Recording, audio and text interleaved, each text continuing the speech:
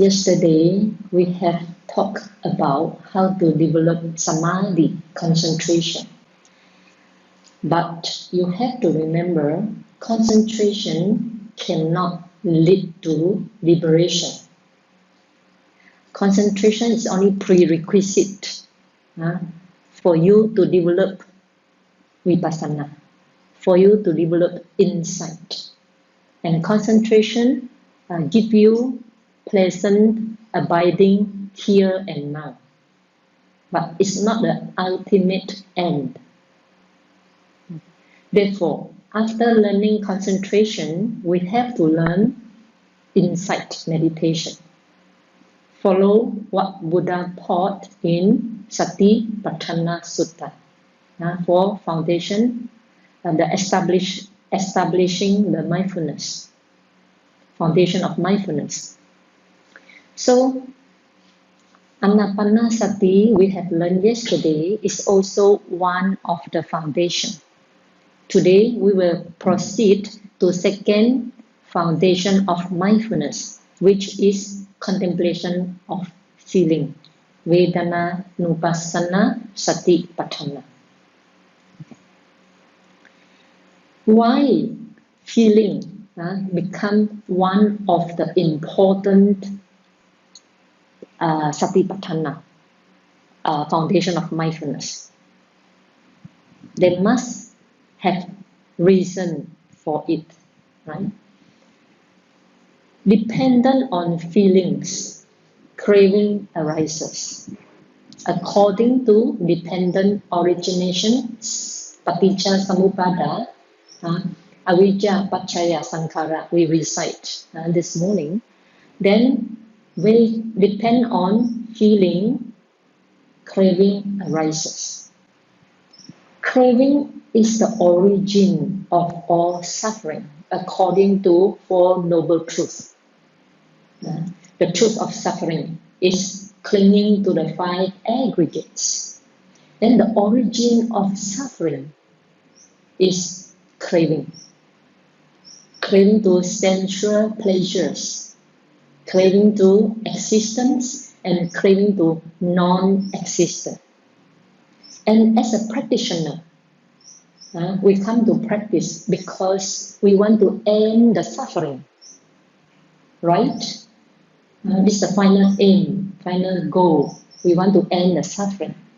So, in order to end suffering, we must know what causes suffering. Wanting to end the suffering, and yet we do not know the cause of suffering, how am I going to do?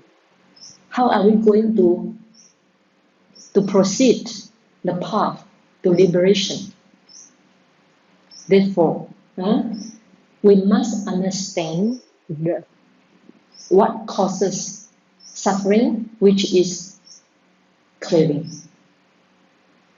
So, according to dependent origination, it is feelings that trigger the craving. Therefore, feeling becomes one of the subject of contemplation, or feeling becomes one foundation of four foundations of mindfulness. And how Buddha teach contemplation of feeling? Let's see what Buddha say in the sutta. And how bhikkhus, does a bhikkhu abide contemplating feelings as feelings? This is such an important sentence that being ignored or neglected by many practitioners. You see, Buddha said, how does a bhikkhu abide contemplating feelings as feelings? So here Buddha clearly shows us you must see feeling as feeling, not feeling as myself, not feeling as self. I have one student in USA. After he listened to my discourse of four foundation of mindfulness, and I say contemplating, see feeling as feelings, not myself. So after he understand this sentence, he changed his perception and tried to see feeling as feeling, not I, not myself. He said that the thought, the thinking completely changed.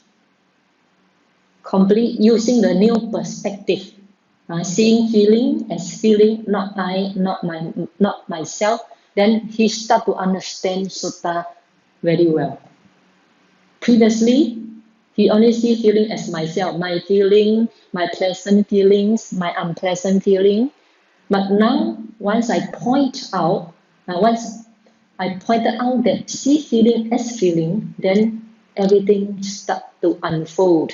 The Dhamma start to unfold itself. It is because, in our mind, we call it latent defilement or sleeping defilement. There's one called Sakaya Ditti, identity view. So whatever we do, we think, we read, we listen, we only use the I to listen. We use the myself to listen, use the I to listen. Therefore, the teaching of the Buddha become very difficult for us because we do not use the ultimate truth to see things. We use the conceptual truth, I, he, me, oneself, to see things. They create a lot of conflict and misunderstanding and also ignorance. We are trying to eradicate our ignorance, and yet seeing things with I, myself, we enhance, we strengthen the ignorance as well. So if you can understand the first sentence, Buddha said, by contemplating feelings as feeling, not myself, and you start to understand things correctly. This is right view. The teaching of the Buddha has to be started with right view. Not the right action, not the right speech. It's to be started with the right view. When the view is right, the seven follower, right thought, right speech, right action, right livelihood, right effort, right mindfulness, and right concentration will be right as well. Because right view is a forerunner. It's the sunrise. When sun start to rise, it brings about what? Light, right? When light comes, the darkness of the ignorant must give way. Okay. So please bear in mind, seeing feelings as feeling. Then Buddha continue here. When feeling a pleasant feeling, a bhikkhu understand, I feel a pleasant feeling. When feeling a painful feeling, he understand, I feel a painful feelings. When feeling a neither painful nor pleasant feeling, he understands, I feel a neither painful nor pleasant feeling. So here, although the sentence is very short, but it involves a lot of things. First, Buddha mentioned there are three types of feelings. According to the sutta, first is pleasant feeling. Second is unpleasant feeling. Third is neither painful nor pleasant feeling. So we only have three types of feeling. What you should contemplate is these three types of feeling only. Very easy. But before we can understand these three types of feelings, we should understand what is feeling first. What is feeling? Vedana. Okay. Vedana has, let us use its characteristic, its function and manifestation to understand what is feeling. Okay, feeling has characteristic of being felt. Being felt, you feel something. For example, you sit for a long time. Do you feel pain?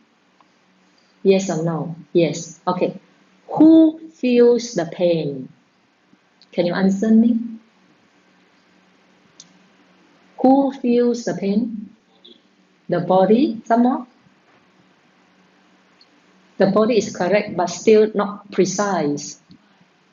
Huh? Mind feel the pain, still not precise yet.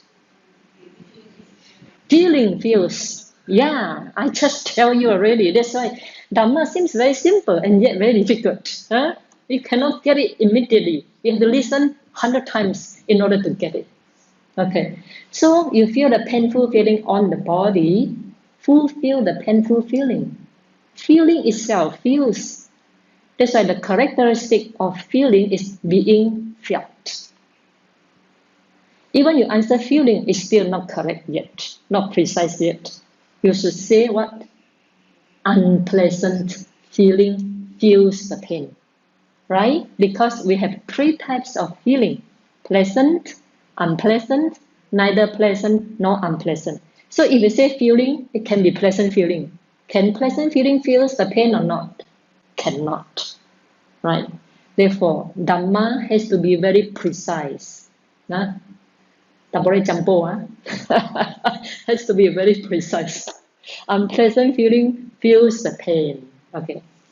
And now, suppose you go for dining hall, as I instructed you yesterday. The food, the delicious food, touch your tongue. Do you feel pleasant feeling or not? You have been practicing for twice already. Do you feel pleasant feeling? Yes, right? Who do not feel pleasant feeling when you eat your meal? Okay, everybody feel the pleasant feeling. Then everybody understand what is pleasant feeling, right? Okay. So when the delicious food touches the tongue, what feel the pleasant aspect of the food? Who feels the pleasant aspect of the food? You learn very fast. Fast learner. Okay? Pleasant feelings feels the delicious of the food. But before I explain to you, I don't think you see pleasant feeling feels the food. You feel, I feel the delicious food. You will see, I feel the delicious food. So now you must try to see feeling as feeling. And there are 3 types of feeling. Pleasant feeling, unpleasant feeling, neither pleasant nor unpleasant. And suppose when you are meditating, you see some sound. The sound has no meaning to you. So at that time, is there any feeling in you or not? Yes or no? No. Mostly shake their hand. Most people shake their hand means no. Okay, and Buddha say, there's no time, there's no feeling. Feeling will be there all the times. You cannot find a single time there is no feeling. So just now you say no means the mind is at ignorant state. Okay?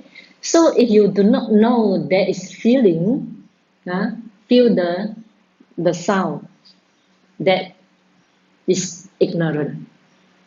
Therefore, Buddha said, if you are not aware of neither pleasant nor unpleasant feeling, which is neutral feeling, if you are not aware neutral feeling and say there's no feeling, Buddha say that is ignorant.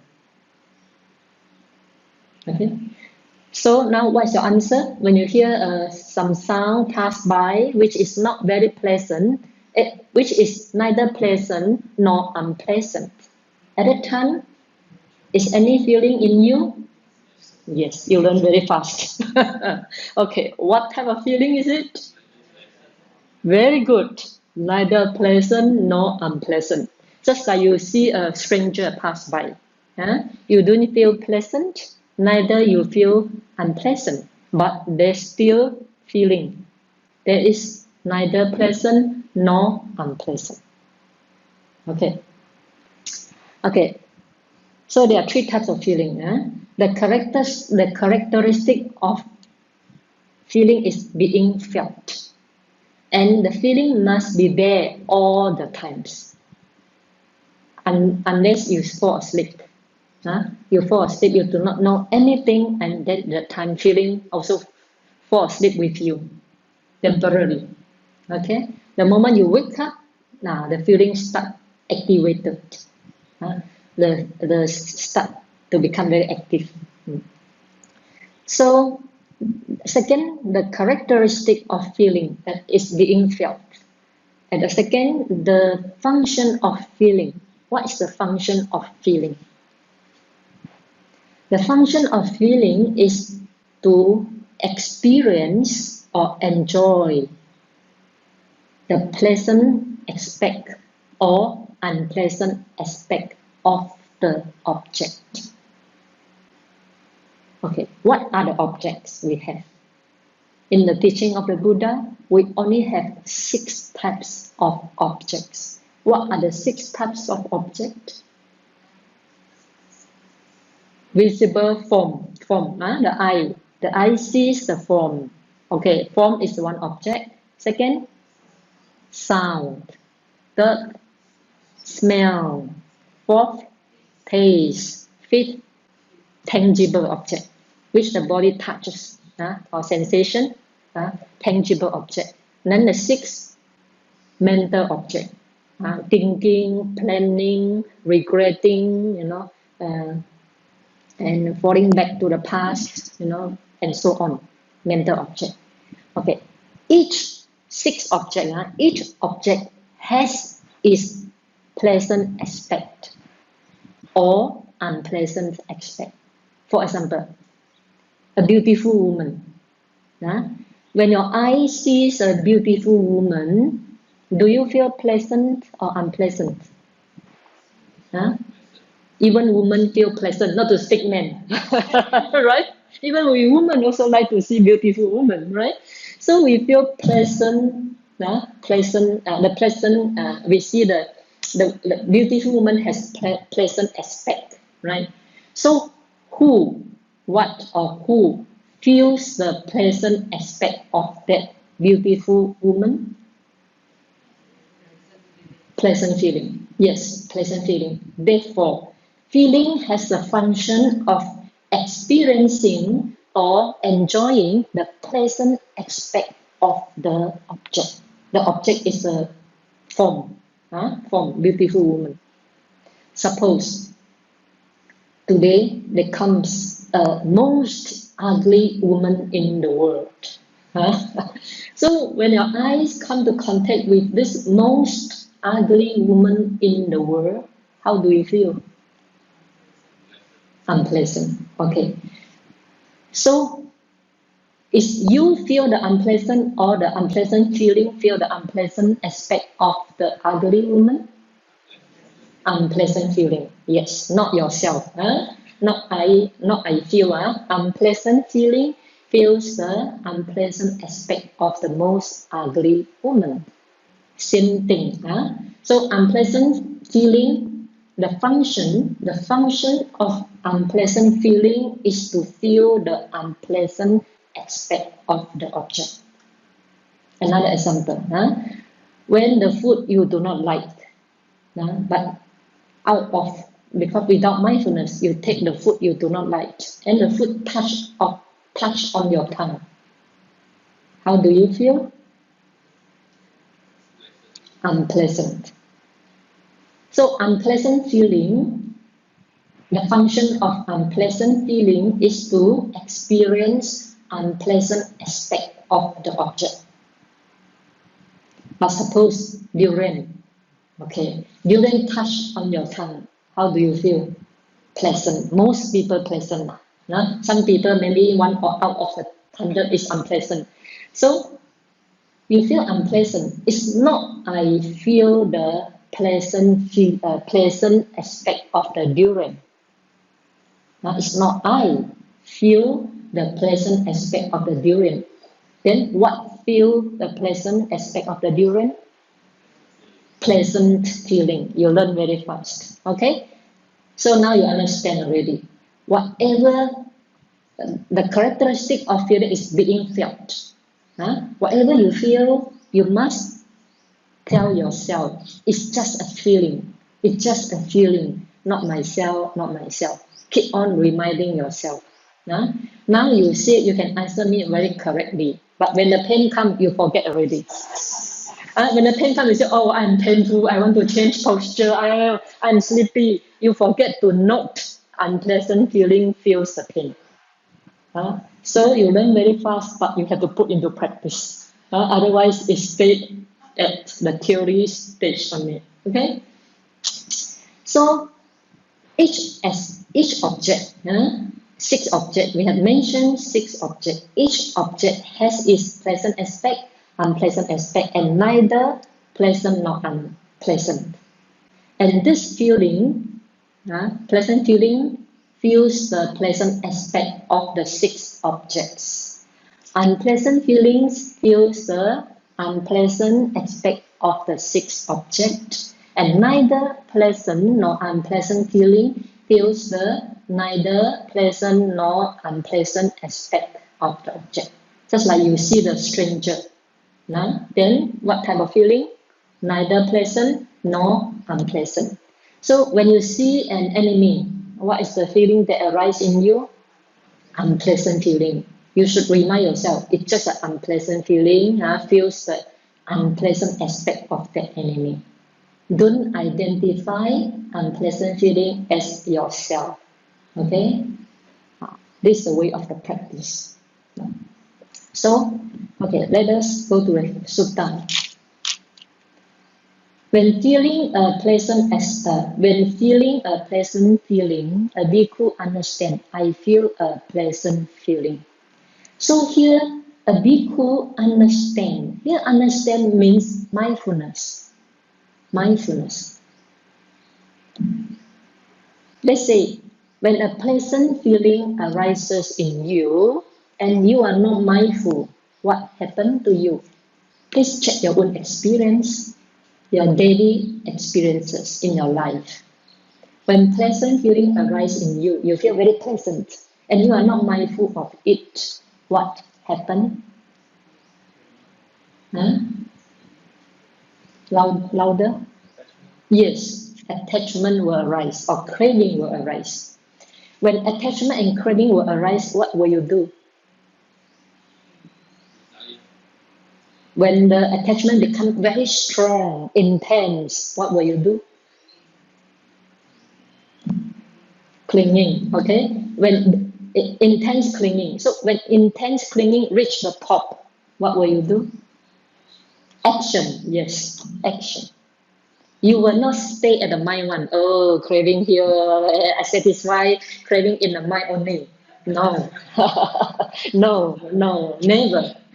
We will take action. What action? You want it, right? You get it. By no means, by whatever ways you want to get it. That is called action. And that action is karma in the teaching of the Buddha. Therefore, we perform karma. You get it because you are pushed by the intense craving. And once the karma performed, as a Buddhist we will understand, once the karma performs, it leaves behind karmic energy. This karmic energy cannot be seen by your naked eyes, but this karmic energy will follow the stream of the consciousness. Our consciousness is keep on arising, passing away, keep on moving, just like a river. River never go stagnant, right? River only move forward. So the karmic potency will follow our mind stream, just like river, keep on flowing. And reach a certain time, it become ripened. The conditions are ripened. And the action you perform through attachment, through clinging, now bear fruit. So when this action bears fruit, who suffer? Who suffer?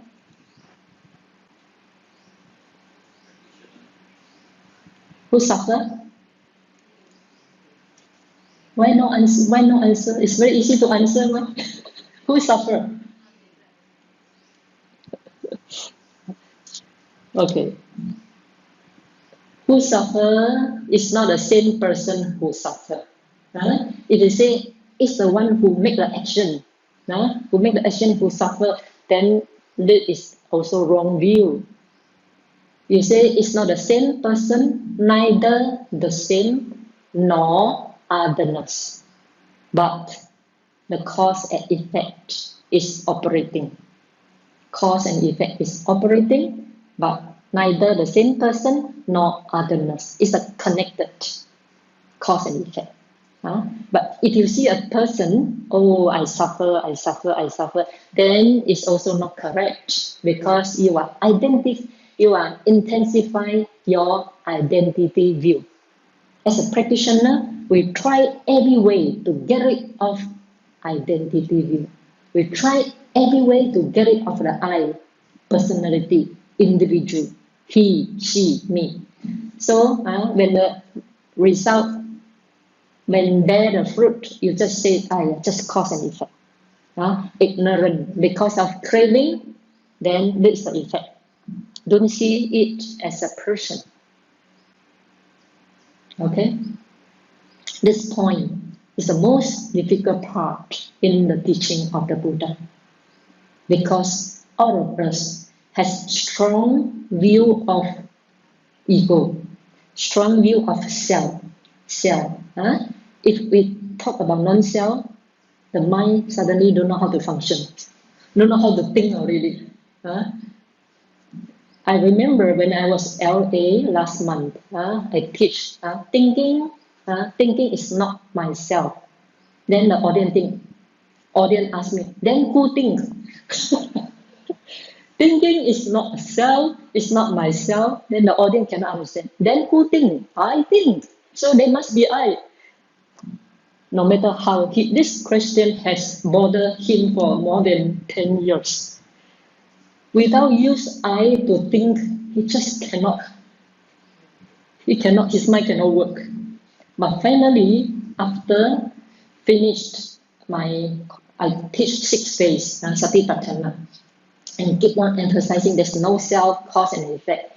Finally, he get it. He was so happy in the public, come out and kneel down to me and say, so much, show his gratitude, because this I, the concept of I, has bothered him for more than 10 years. Now he has resolved this problem. Okay? So when feeling a pleasant feeling, if you do not have mindfulness, when feel a pleasant feeling, you do not have mindfulness, then this pleasant feeling will trigger craving, and craving will become intense, become clinging, and because of clinging, you perform action, and that action leaves behind karmic energy, and when this karmic energy ripens, then the result will happen. And when result happen, the time the person will not believe, I am a good person, how can I make such wrong action in the past? He will not accept his wrong action. He thinks he is a good person all the time. No one is perfect. Don't assume you are the good person all the time. Because of ignorance, then we perform certain wrong action. Not because yourself. Okay? Because of ignorance. Therefore, Buddha said, when feel a pleasant feeling, A bhikkhu understand, I feel a pleasant feeling. This is called mindfulness. So when a pleasant feeling arises, you must quickly arouse your mindfulness. Mindfulness, what is mindfulness? Mindfulness means silently observe. Silently observe what is happening in you. Whether bodily or mentally. So now it's a pleasant feeling. Let's say it's a mentally pleasant feeling. Arise in you, you quickly observe that pleasant feeling. Silently, without reaction. Without reaction is very important. You just know, oh, pleasant feeling has a reason. Pleasant feeling has a reason. Keep on telling you, pleasant feeling has a reason. If you keep on telling, for example, 10 times, then you will not react. Because after 10 times, that pleasant feeling has gone already. But you only tell one time, no, you will still act according to the pleasant feeling. Therefore, you need patience. Patience, tell 10 times. Pleasant feeling has a reason, or pleasant feeling has a reason. Pleasant feeling, 10 times, gone already. Then, when it's gone, you quickly note again, impermanent, gone. That pleasant feeling has gone. Isn't that easy? Isn't that easy? Not easy. Why not easy? Yes, practice makes perfect. In the beginning, of course, not easy, but persistency, energy, persistency, patience, and mindfulness. It is the effort that produces mindfulness. Without effort, mindfulness will not come by itself. Therefore, Buddha said, effort leads to nibbana.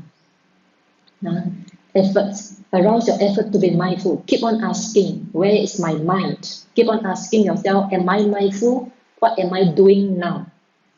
What am I doing now? So if you ask yourself, what am I doing now? Then you quickly observe your mind and body. What arises in this moment. This is how you start mindfulness. Keep on asking, what am I doing now? Then after asking this question, then quickly go back to your mind and body and see what's happening in the mind and body. At that time, if it is pleasant feeling, you quickly mindful. Oh, pleasant feeling. Okay, pleasant feeling. If at that time it's unpleasant feeling, you quickly arouse your mindfulness and tell yourself it's unpleasant feeling for 10 times. If 10 times unpleasant feeling not yet disappear, 20 times. You say, who win the battle? You have patience, you win. If unpleasant feeling win over you, then you become a loser. This is called mindfulness. Same thing, when an unpleasant feeling arises in you, if you are not mindful, what happens? Let's say you feel unpleasant feeling on your shoulder, on the back, on the buttock, here and there, and you are not mindful. What happens?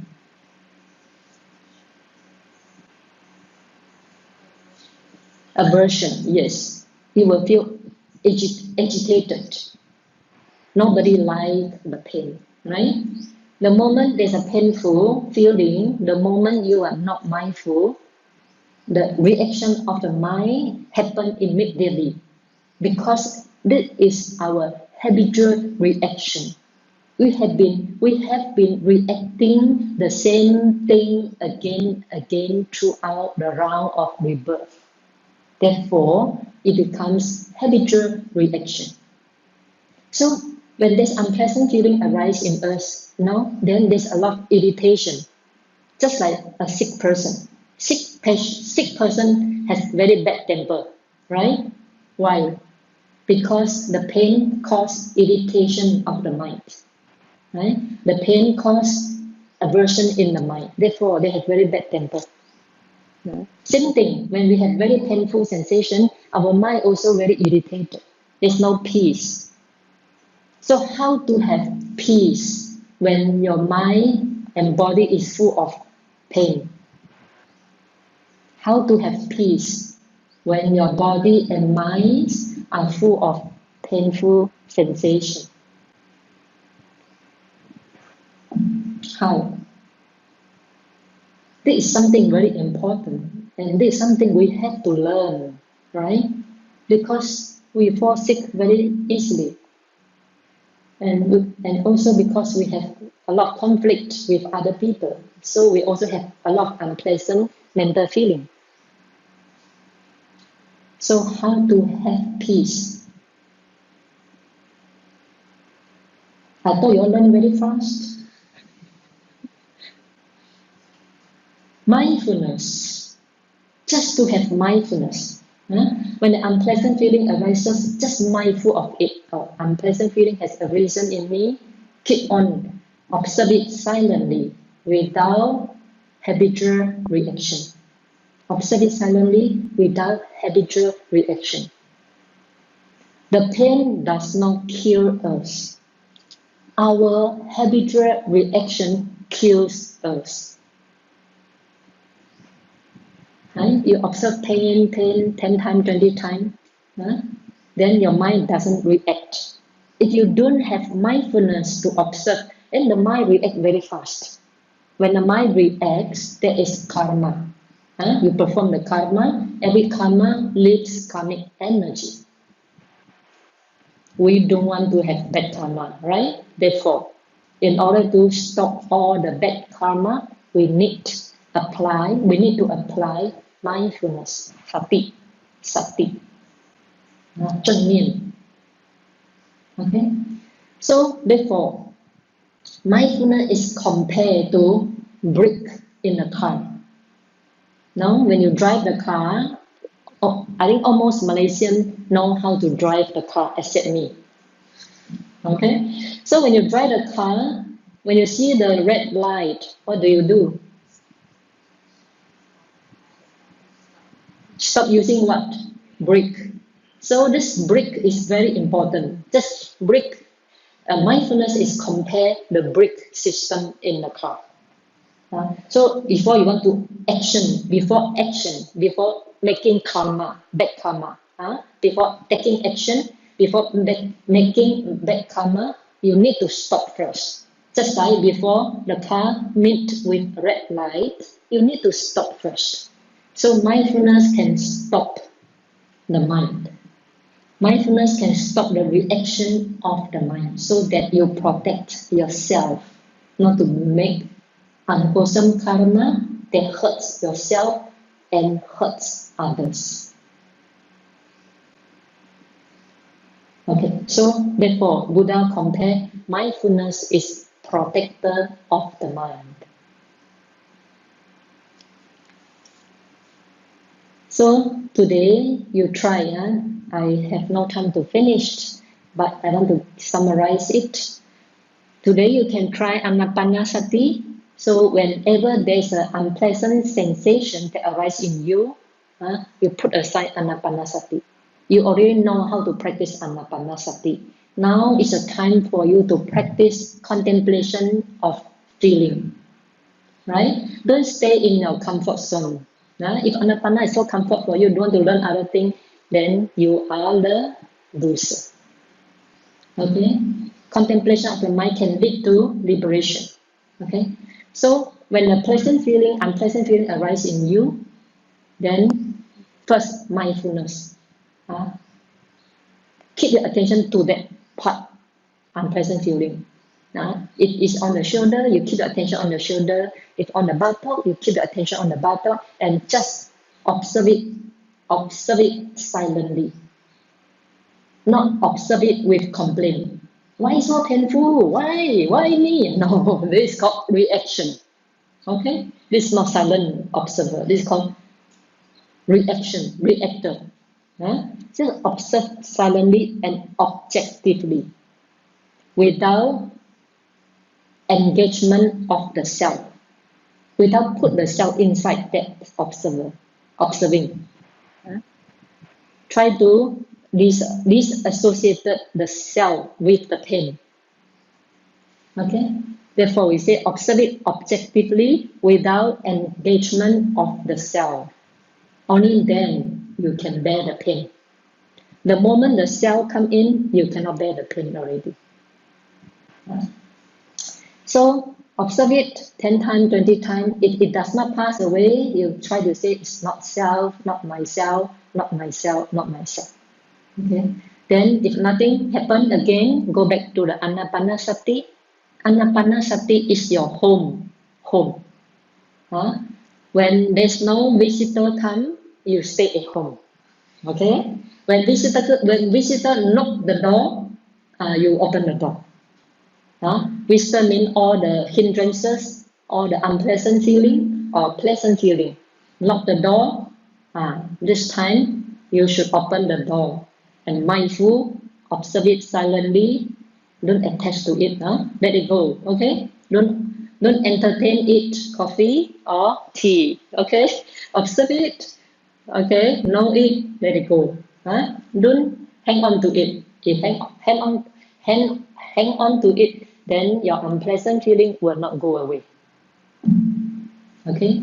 So whether it's pleasant feeling or unpleasant feeling, you arouse a mindfulness, observe it silently without reaction and see what happens. And see what happens. This is the important thing you want to know. After silently observation without reaction and see what happens. Because today only one day. Otherwise tomorrow I can know what happened to you. But today maybe not enough time. Okay? So you just observe this two. Neither pleasant nor unpleasant is more difficult. You can ignore it at this moment. Just observe pleasant feeling and unpleasant. Just like the yogi here, we have a lot of joy, 喜悦. Then try to observe it. Don't attach to it. Try to observe it. If you want to let it go, then you tell impermanent, impermanent, impermanent. Then it will not stay in you. Otherwise, your attachment will become stronger to the joy. Okay. I think that much enough for today. If you want to know better, you come for my longer retreat. Shorter retreat, I can't share much. Okay. Thank you. Sadhu, sadhu, sadhu.